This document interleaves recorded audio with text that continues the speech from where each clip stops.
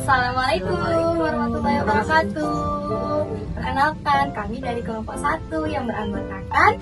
Nama saya Elsa Aprilia dengan NIM 859869439.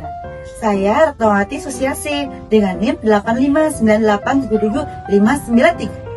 Saya Bungani Borogulkom dengan NIM 859881199.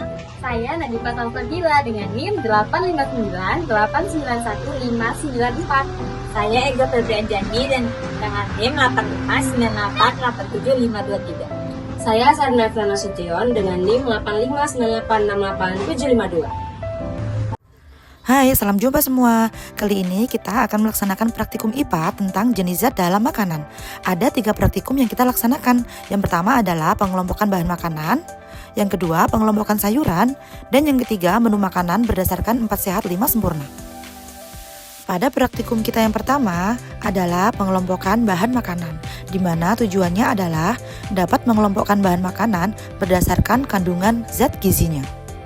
Untuk alat dan bahan, kita sediakan talam besar, beberapa piring plastik, dan juga 20 macam bahan makanan. Di antaranya adalah wortel, daun ubi, kacang panjang, tomat, toge, beras, ubi, kentang, jagung, pisang, ada ikan, telur, daging ayam, tahu, tempe, ada minyak, santan, kulit ayam, kacang tanah, dan susu. Pada praktikum kali ini, kita akan mengelompokkan kedua bulu bahan makanan tadi ke dalam 4 golongan zat gizi, di antaranya karbohidrat, protein, lemak, dan vitamin. Jenis-jenis bahan makanan yang masuk ke dalam kelompok karbohidrat adalah beras, ubi, kentang, jagung, dan pisang. Untuk jenis-jenis makanan yang masuk ke dalam kelompok protein adalah ikan, telur, daging ayam, tahu, dan tempe. Kemudian, untuk jenis-jenis makanan yang masuk ke dalam golongan kelompok lemak adalah minyak, santan, kulit ayam, kacang tanah, dan susu. Yang terakhir, jenis-jenis bahan makanan yang masuk ke dalam kelompok vitamin adalah wortel, daun ubi, kacang panjang, tomat, dan toge.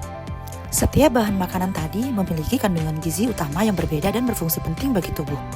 Dalam kelompok vitamin, fungsinya membantu menjaga daya tahan tubuh dan mendukung proses metabolisme. Untuk kelompok karbohidrat, menjadi sumber energi utama untuk aktivitas sehari-hari. Untuk kelompok protein, berperan dalam pertumbuhan dan perbaikan jaringan tubuh. Sedangkan kelompok lemak, berfungsi sebagai cadangan energi dan membantu penyerapan vitamin. Dengan memahami pengelompokan makanan berdasarkan zat gizinya, kita dapat menyusun pola makan yang seimbang sesuai kebutuhan tubuh. Pola makan yang tepat akan mendukung kesehatan, pertumbuhan, dan daya tahan tubuh, terutama dalam masa belajar dan perkembangan. Nah, judul praktikum kita yang kedua adalah pengelompokan sayuran. Tujuannya adalah dapat mengelompokkan sayuran berdasarkan macamnya. Untuk alat dan bahan, yaitu beberapa piring plastik dan 10 macam sayuran. Di antaranya ada daun ubi, tomat, wortel, kacang panjang, toge, bayam, mentimun, kentang, kacang polong, dan rebung. Pada praktikum kedua ini, kita akan mengelompokkan ke-10 sayuran tadi ke dalam 5 kelompok. Yang pertama, kelompok sayuran daun. Yang kedua, kelompok sayuran buah. Yang ketiga, kelompok sayuran akar atau umbi. Yang keempat, kelompok sayuran kacang-kacangan. Dan yang kelima, kelompok sayuran tunas. Jenis sayuran yang masuk ke dalam kelompok sayuran daun adalah daun ubi dan bayam. Jenis sayuran yang masuk ke dalam kelompok sayuran buah adalah tomat dan mentimun. Jenis sayuran yang masuk ke dalam kelompok sayuran akar atau umbi adalah wortel dan kentang. Jenis sayuran yang masuk ke dalam kelompok sayuran kacang-kacangan adalah kacang panjang dan kacang polong. Dan jenis sayuran yang masuk ke dalam kelompok sayuran tunas adalah toge dan rebung. Dari pengamatan ini, kita mengetahui bahwa sayuran daun yang dimakan adalah bagian daunnya. Untuk sayuran buah yang dimakan adalah bagian buahnya. Sayuran akar atau umbi, bagian yang dimakan adalah akar atau umbinya. Untuk sayuran kacang-kacangan, bagian yang dimakan adalah polong atau bijinya. Sedangkan sayuran tunas yang dimakan adalah tunas atau bunga mudanya. Kesimpulannya, setiap sayuran memiliki bagian tumbuhan yang berbeda untuk dimakan. Kandungan gizinya juga berbeda-beda. Misalnya, sayuran daun kaya akan vitamin. Sayuran akar atau umbi kaya akan energi. Sayuran kacang-kacangan kaya akan protein. Dan sayuran buah serta tunas kaya akan vitamin dan mineral. Kita beranjak ke praktikum ketiga dengan judul Menu Makanan Berdasarkan 4 Sehat 5 Sempurna.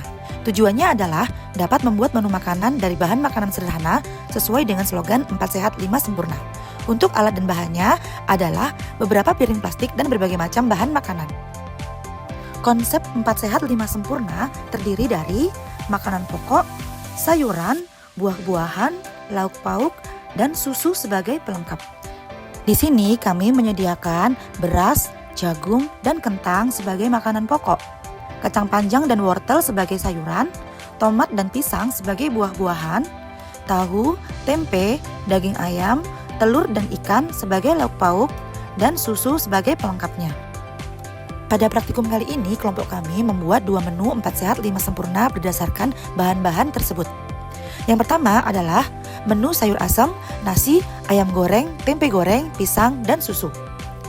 Untuk sayur asam, kelompok makanan sayuran menggunakan wortel, kacang panjang, tomat yang mengandung vitamin, jagung mengandung karbohidrat.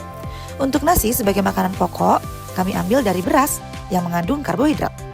Ayam goreng sebagai lauk pauk diambil dari daging ayam yang mengandung protein dan lemak. Tempe goreng sebagai lauk pauk diambil dari tempe yang mengandung protein. Untuk pisang sebagai buah-buahan mengandung vitamin. Dan susu sapi sebagai minuman pelengkap yang mengandung protein dan lemak. Untuk menu kedua yaitu stik ayam.